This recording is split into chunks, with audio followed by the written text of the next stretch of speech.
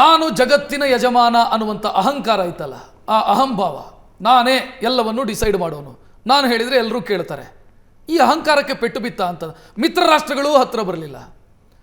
UAE ಅಂತ ರಾಷ್ಟ್ರಗಳು ಅಸಮಾಧಾನ ವ್ಯಕ್ತಪಡಿಸ್ತಾ ಇದ್ದಾವೆ, ನಿಮ್ಮ ಮಿಲಿಟರಿ ನೆಲೆಗೆ ಅವಕಾಶ ಕೊಟ್ಟರೆ ನಾವು ಅನುಭವಿಸುವಂತಾಗಿದೆ ಅಂತ. ಇದು ಅಹಂಕಾರಕ್ಕೆ ಬಿದ್ದಿರುವಂಥ ಪೆಟ್ಟ ಅಂತ ಇದೆ. ರಕ್ಷಕ್, ಗ್ಲೋಬಲಿ ಒಂದು ಪೋಸ್ಟ್ ಅಮೇರಿಕನ್ ವರ್ಲ್ಡ್ ಅಂತ ಒಂದು ಶಬ್ದ ಚಾಲ್ತಿಯಲ್ಲಿದೆ. ಅಂದರೆ ಸೋವಿಯತ್ ಯೂನಿಯನ್ನ 91ರ ವಿಘಟನೆಯ ನಂತರ ಅಮೇರಿಕ ಏನೊಂದು ಏಕಚಕ್ರಾಧಿಪತ್ಯ ಶುರು ಆಯಿತು. ಅದಾದ ನಂತರ ಗ್ಲೋಬಲೈಸೇಷನ್ನ ಫ್ರೂಟ್ಸ್ಗಳು ಹಂತ ಹಂತವಾಗಿ ಬೇರೆ ಬೇರೆ ರಾಷ್ಟ್ರಗಳಿಗೆ ತಲುಪಲಿಕ್ಕೆ ಶುರು ಆದಾಗ ಒಂದು ಪೋಸ್ಟ್ ಅಮೇರಿಕನ್ ವರ್ಲ್ಡ್.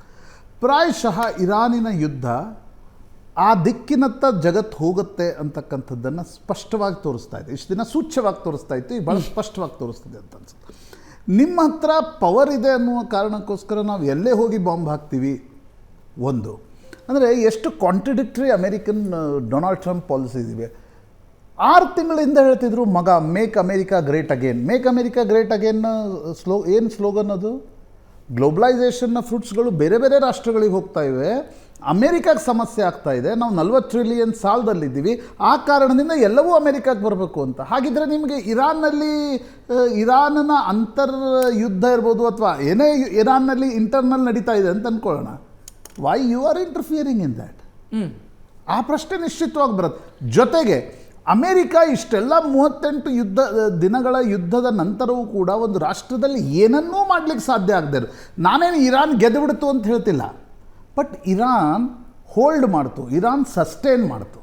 ಯಾವುದೇ ಒಂದು ಸಣ್ಣ ರಾಷ್ಟ್ರಕ್ಕೆ ಅಮೇರಿಕಾದ ವಿರುದ್ಧ ಯುದ್ಧದಲ್ಲಿ ಬಂದು ಸಸ್ಟೇನ್ ಮಾಡ್ತಕ್ಕಂಥದ್ದು ಬಹಳ ದೊಡ್ಡ ಸಂಗತಿ. ಯಾಕಂದರೆ ಈಗ ನಾವು ಭಾರತದಂಥ ದೇಶದಲ್ಲೇ ನೋಡಿದ್ದೀವಿ, ಸೆಕ್ರೆಟರಿ ಆಫ್ ಸ್ಟೇಟ್ ಫೋನ್ ಮಾಡಿದರೆ ನಾವು ಭಯೋತ್ಪಾದನಾ ದಾಳಿಯ ನಂತರವೂ ಕೂಡ ಯುದ್ಧಕ್ಕೆ ಮುಂದಾಗ್ತಾ ಇರಲಿಲ್ಲ ಅಲ್ವಾ? ವಾರ್ ಆನ್ ಟೆರರ್ನ ದಿನಗಳಲ್ಲಿ ಅಮೇರಿಕ ಎಲ್ಲಿ ಬೇಕಂದಲ್ಲಿ ಯುದ್ಧ ಮಾಡ್ತಾ ಇತ್ತು. ನಮ್ಮ ಮೇಲೆ ದಾಳಿ ನಡೀತು, ಪಾರ್ಲಿಮೆಂಟ್ ಮೇಲೆ ಅಟ್ಯಾಕ್ ನಡೀತು, ಕಂದಹಾರ್ ನಡೀತು, ಮುಂಬೈ ದಾಳಿ ನಡೀತು, ಸೆಕ್ರೆಟರಿ ಆಫ್ ಸ್ಟೇಟ್ ಒಂದು ಫೋನ್ ಮಾಡ್ತಿದ್ರು, ನಾವು ಯುದ್ಧ ಮಾಡ್ತಿರಲಿಲ್ಲ.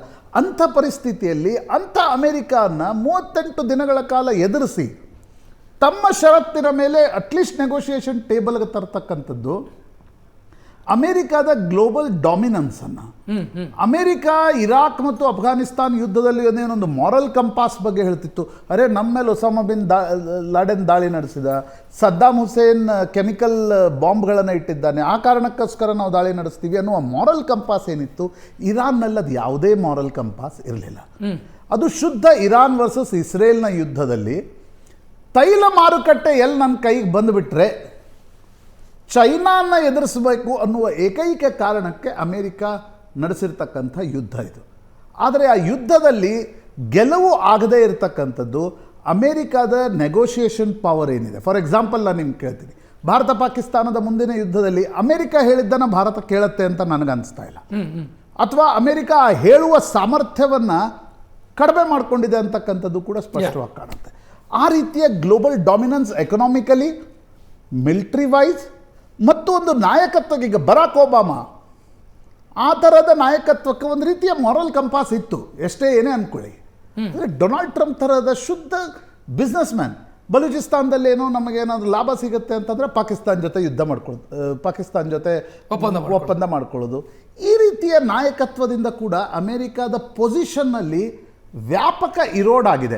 ಅಮೇರಿಕ ಸೂಪರ್ ಪವರ್ ಸ್ಟೇಟಸ್ ಬದಲಾಗತ್ತೆ ಅಂತ ಅನಿಸ್ತಾ ಇಲ್ಲ, ಬಟ್ ಎಲ್ಲಿ ಬೇಕಂದ್ರಲ್ಲಿ ಮಧ್ಯಪ್ರವೇಶ ಮಾಡ್ತೀವಿ ಅಂತಕ್ಕಂಥ ಸಾಮರ್ಥ್ಯ ಇತ್ತು. ಇಲ್ಲಿ ಅಮೆರಿಕ ಪ್ರೆಸಿಡೆಂಟ್ ಸಪೋಸ್ ಟ್ರಂಪ್ ಇಲ್ಲ, ಬ್ಯಾರಕ್ ಒಬಾಮಾ ಇದ್ದಾರೆ, ಇಲ್ಲಾಂದ್ರೆ ಜೋ ಬೈಡನ್ ಅಂದರೆ ಸಿಚುವೇಶನ್ ಬೇರೆ ಥರ ಇರುತ್ತೆ. ಎಲ್ಲರೂ ಬರ್ತಾ ಇದ್ದಾರೆ ಹೆಲ್ಪ್ ಮಾಡೋಕ್ಕೆ ಅಮೆರಿಕ. ಇವಾಗ ಯಾರನ್ನೂ ಬರ್ತಾರೆ, ಯಾಕಂದರೆ attitude of Trump making Iran stronger.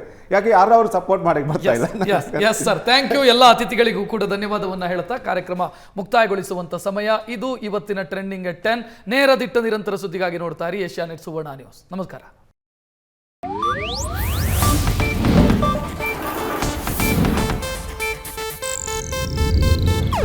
ಇದು ಏಷ್ಯಾನೆಟ್ ನ್ಯೂಸ್ ನೆಟ್ವರ್ಕ್ ಪ್ರಸ್ತುತಿ.